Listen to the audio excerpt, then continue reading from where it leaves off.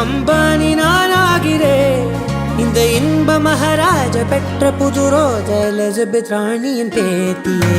தாயே தாயே மகளன வந்தாய், தந்தை சிந்தை நலமுற வந்தாய்.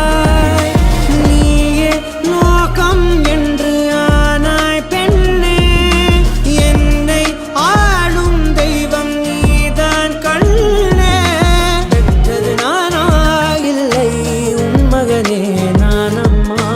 தாயே தாயே மகளன வந்தாய், தந்தை சிந்தை நலமுற வந்தாய்.